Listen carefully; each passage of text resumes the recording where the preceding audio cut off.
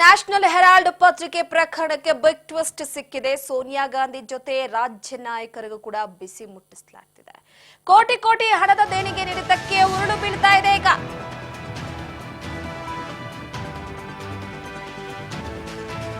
DCM DK Shivakumar, CM Revanth Reddy ಇವರಿಗೆ ಕಾನೂನು ಕಂಟಕ ಎದುರಾಗಿರುವಂತದ್ದು. ಪ್ರಮುಖವಾಗಿ ಗಮನಿಸ್ತಾ ಹೋಗಬಹುದು.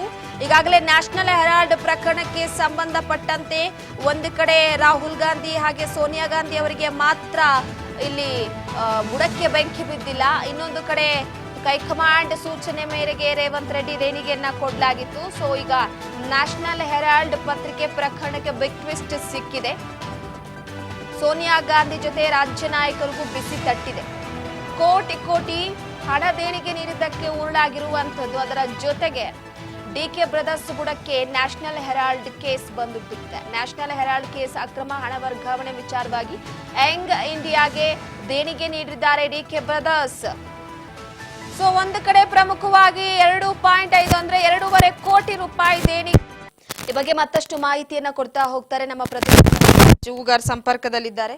ಬಸವರಾಜ್, ಪ್ರಮುಖವಾಗಿ ನ್ಯಾಷನಲ್ ಹೆರಾಲ್ಡ್ ಪ್ರಕರಣ ಒಂದು ಕಡೆ ರಾಹುಲ್ ಗಾಂಧಿ ಅವರು ಹಾಗೆ ಸೋನಿಯಾ ಗಾಂಧಿ ಅವರ ಕುತ್ತಿಗೆಗೆ ಸುತ್ತಕೊಂಡಿತ್ತು. ಸೊ ಅದಾದ ನಂತರವಾಗಿ ಡಿಕೆ ಶಿವಕುಮಾರ್ ಅವರೇ ಇದರಲ್ಲಿ ಯಾವುದೇ ತರದ್ದು ಭಾಗಿ ಇಲ್ಲ, ಅವ್ರದ್ದು ಬೇಕು ಅಂತಾನೆ ಇವರ ಮೇಲೆ ಕೆಲವೊಂದಿಷ್ಟು ವಿಚಾರಕ್ಕೆ ಸಂಬಂಧಪಟ್ಟಂತೆ ಹೊರಹೊರಿಸಲಾಗ್ತಿತ್ತು ಅಂತ ಹೇಳ್ತಿದ್ರು. ಆದ್ರೆ ಈಗ ಸದ್ಯದ ಮಟ್ಟಿಗೆ ಡಿಕೆ ಶಿವಕುಮಾರ್ ಅವರ ಬುಡಕ್ಕೆ ಈ ಒಂದು ಪ್ರಕರಣ ಉರುಳಾಗಿ ಸಂಭವಿಸಿದೆ. ಈ ಬಗ್ಗೆ ಮಾಹಿತಿ ಕೊಡೋದಾದ್ರೆ ರೂಪ, ಈಗಾಗಲೇ ನ್ಯಾಷನಲ್ ಹೆರಾಲ್ಡ್ ಕೇಸ್ ಅಕ್ರಮ ಹಣ ವರ್ಗಾವಣೆ ವಿಚಾರಕ್ಕೆ ಸಂಬಂಧಪಟ್ಟಂತೆ ಇದೀಗ ಅದು ಇಡಿ ಅಧಿಕಾರಿಗಳು ಕೂಡ ಅದನ್ನ ತನಿಖೆ ನಡೆಸ್ತಾ ಇದ್ರು. ಆದ್ರೆ ಕೋರ್ಟ್ಗೆ ಹೆಚ್ಚುವರಿ ಚಾರ್ಜ್ ಶೀಟ್ ಸಲ್ಲಿಸುವಂತ ಸಂದರ್ಭದಲ್ಲಿ ಡಿಕೆ ಬ್ರದರ್ಸ್ ಅವರ ಹೆಸರು ಕೂಡ ಉಲ್ಲೇಖ ಮಾಡಿರ್ತಕ್ಕಂಥದ್ದು. ಪ್ರಮುಖವಾಗಿ ಅದರಲ್ಲಿ 2.5 ಕೋಟಿ ರೂಪಾಯಿ ದೇಣಿಗೆ ನೀಡಿರುವುದನ್ನ ಉಲ್ಲೇಖ ಮಾಡಿರ್ತಕ್ಕಂಥದ್ದು. ಅದಕ್ಕೆ ಆಧಾರ ಸಹಿತ ಇಲ್ಲ, ಅದಕ್ಕೆ ಸಂಬಂಧಪಟ್ಟಂತ ಡಾಕ್ಯುಮೆಂಟ್ಸ್ ಕೂಡ ಸಲ್ಲಿಕೆ ಆಗಿಲ್ಲ ಅನ್ನುವಂಥದ್ದನ್ನು ಕೂಡ ಕೋರ್ಟ್ಗೆ ಒಂದು ಇಡಿ ಅಧಿಕಾರಿಗಳು ಚಾರ್ಜ್ ಶೀಟ್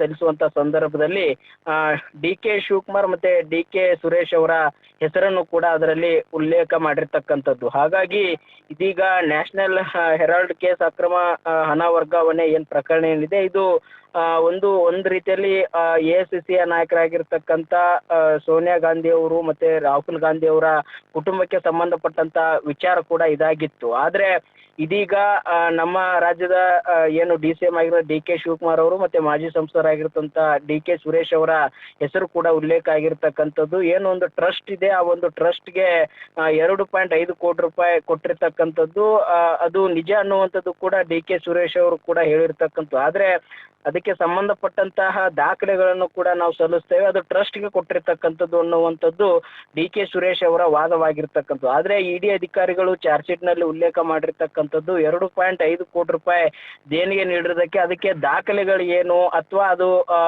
ಎಲ್ಲಿಂದ ಹಣ ಬಂತು ಅನ್ನುವಂಥದ್ದನ್ನು ಕೂಡ ಅದರಲ್ಲಿ ಪ್ರಶ್ನೆ ಮಾಡಿರ್ತಕ್ಕಂಥದ್ದು. ಹಾಗಾಗಿ ಅದಕ್ಕೆ ಸಂಬಂಧಪಟ್ಟಂತ ದಾಖಲೆಗಳನ್ನ ಇಡಿ ಅಧಿಕಾರಿಗಳು ಕೇಳಿದಂತ ಸಂದರ್ಭದಲ್ಲಿ ಡಿಕೆ ಬ್ರದರ್ಸ್ ಅವರು ಉತ್ತರ ಕೊಡಬೇಕಾಗುತ್ತೆ, ಅದಕ್ಕೆ ಸಂಬಂಧಪಟ್ಟ ಉತ್ತರ ಕೂಡ ಕೊಡ್ತೇವೆ ಅನ್ನುವಂತ ಮಾತನ್ನು ಕೂಡ ಈಗಾಗಲೇ ಡಿಕೆ ಸುರೇಶ್ ಅವರು ಹೇಳಿರುವಂತದ್ದು. ಆದ್ರೆ ನ್ಯಾಷನಲ್ ಹೆರಾಲ್ಡ್ ಅಕ್ರಮ ಹಣ ವರ್ಗಾವಣೆ ಏನಿದೆ ದೊಡ್ಡ ಮಟ್ಟದಲ್ಲಿ ಸದ್ದು ಮಾಡಿರ್ತಕ್ಕಂಥದ್ದು.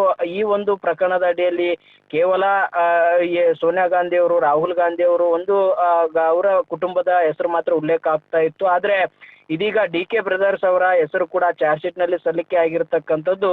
ಇದು ರಾಜಕೀಯವಾಗಿ ಒಂದ್ ಕಡೆ ಈ ಪ್ರಕರಣ ನಡೀತಾ ಇದೆ ಅನ್ನುವಂಥದ್ದು ಪ್ರಮುಖವಾಗಿರ್ತಕ್ಕಂಥ ಇವರ ಆರೋಪ ಆಗಿರ್ತಕ್ಕಂಥದ್ದು. ರೂಪಾ, ಥ್ಯಾಂಕ್ ಯು ನಿಮ್ಮೆಲ್ಲ ಮಾಹಿತಿಗಾಗಿ ಬಸವರಾಜ್. ಪ್ರಮುಖವಾಗಿ ಎಲ್ಲೋ ಒಂದು ಕಡೆ ಸದ್ಯದ ಮಟ್ಟಿಗೆ ನ್ಯಾಷನಲ್ ಹೆರಾಲ್ಡ್ ಪ್ರಕರಣ ಈಗ ಡಿಕೆ ಶಿವಕುಮಾರ್ ಅವರಿಗೂ ಕೂಡ ಹುರುಳಾಗಿದೆ.